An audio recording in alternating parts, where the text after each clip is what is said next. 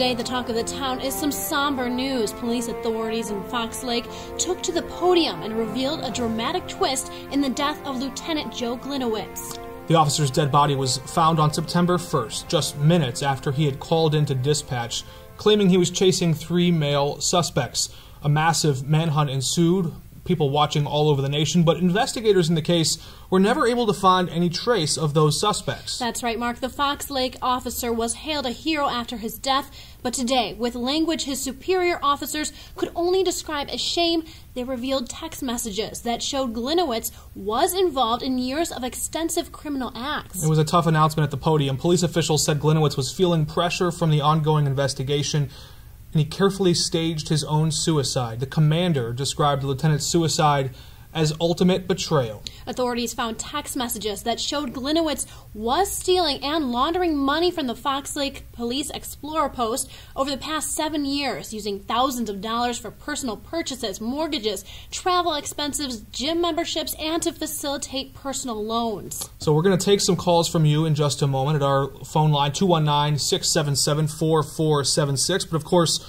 there's a lot to dig into here, and perhaps the first thing, of course, a police officer killed in the line of duty, his family would be entitled to benefits and damage payments. Right. And it's possible there is some suspicion, there is some speculation that perhaps he was trying to leave his family in a better place when he only saw one way out. I think the question that really comes here is, where do you draw the line with your pride? Where does it land? I mean, is your family going to come first? Is your life going to come first? Or does your job and your personal beliefs come first? Yeah, we have to keep in mind this was a highly decorated official and officer of the law. He was a lieutenant, commonly referred to by his friends and family as G.I. Joe. Yeah. Mm-hmm. And of course, our thoughts are with the family, as are many of our listeners today. And they've already put out a statement expressing their grief and hearing this news.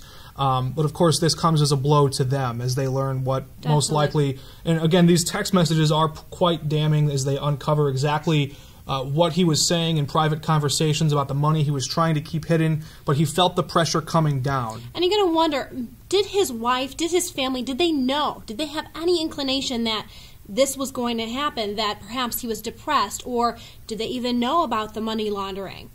There's a lot going on, and this is a really important time for us to look at a lot of the speculation that came out first. It's sort of a good reminder to all of those of perhaps us in the media and people at home who have a tendency to jump the gun. Not only that, but I think the police jumped the gun on this as well. I mean, thousands of dollars were spent searching for these suspects that potentially, most likely, didn't exist at all, according to this report. Well, and then in that case, they're trusting the word of their own comrade and their own partner there and being misled. That if it turns out that these allegations are true, you know, there was the due diligence to do the investigation there and come to the painful finding now. But as they move forward, a lot of tragedy here as Fox Lake looks to heal. And we'll be back right after this.